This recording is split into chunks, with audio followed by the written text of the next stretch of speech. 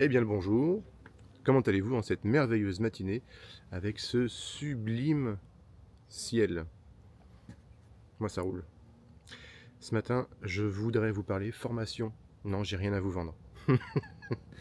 Je voudrais vous parler formation parce que c'est un domaine, là, à la période de l'année où on est, qui en général devient tout d'un coup important. En fait, on sort d'une phase un peu de pause, là, juillet-août. Alors je sais, pas pour tout le monde, mais dans une grosse part des sociétés, c'est un moment où on break. Et là, à la rentrée de septembre, il nous reste 4 mois, il va y avoir beaucoup d'activités intensives sur le commercial, donc il doit trouver de nouveaux clients, de nouveaux prospects, de nouvelles affaires. Il va y avoir aussi un regard très attentif sur comment est-ce qu'on termine l'année correctement. Je vous ai fait une vidéo hier sur ce genre de point-là. Et il va y avoir l'usage des crédits de formation que vous n'avez pas encore utilisés cette année.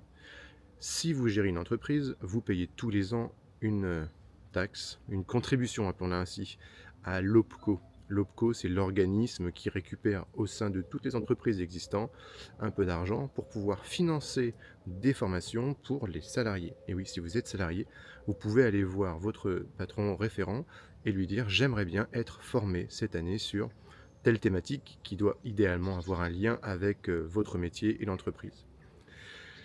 Et donc, en tant que gérant, pour pouvoir former mon équipe ou un salarié qui viendrait me demander une formation, je vais devoir aller trouver, je vais trouver un formateur ou un organisme de formation qui soit certifié, qui soit aux normes d'aujourd'hui, par exemple Calliope, et euh, ils vont m'annoncer un coût. Ils vont me dire, voilà, votre salarié veut se former sur cette thématique, ben, on a un programme sur 2 jours ou 3 jours, soit en intra, soit en extra, c'est-à-dire soit on vient chez vous, soit c'est le salarié qui vient dans nos locaux, et il y en a pour 3 000, 4 000, 5 000 euros.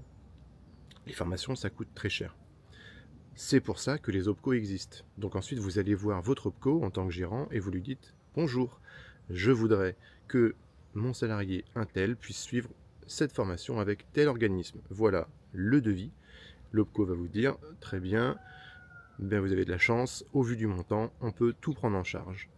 Et vous n'avez rien à payer. Et il y a même des cas de figure dans lesquels l'OPCO va vous donner une contribution parce que votre salarié n'est pas là, va pas être disponible pendant 1, 2 ou 3 journées. Donc vous allez toucher aussi une partie du salaire pour pouvoir équilibrer les choses, hein, puisque du coup vous payez un salarié qui ne sera pas mis à disposition. Ce crédit-là, le crédit que vous avez à dispo chez l'OPCO, bah, vous appelez votre OPCO et vous lui posez la question: bonjour, j'aimerais savoir ce que j'ai à dispo chez vous, parce que c'est une somme qui est au prorata du nombre de salariés que vous avez dans l'entreprise et du nombre de salariés que vous aviez à partir de telle date. Alors bien sûr, il faut que vous payiez tous les ans cette contribution, elle est obligatoire. Des fois on oublie et on est un petit peu rattrapé dans le temps. Et ça, c'est l'une des manières de se former. Mais il n'y a pas que ça.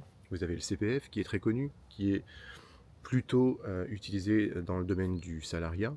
L'avantage du CPF, c'est que vous pouvez vous former sur tout et n'importe quoi.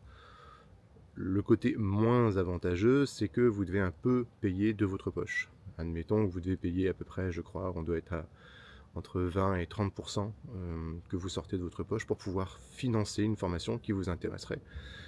Je crois qu'on peut encore passer son permis de conduire avec le CPF d'ailleurs. Qu'est-ce qu'on a d'autre comme possibilité? Eh bien, on a l'auto-formation. Oui, ça aussi c'est important, la curiosité.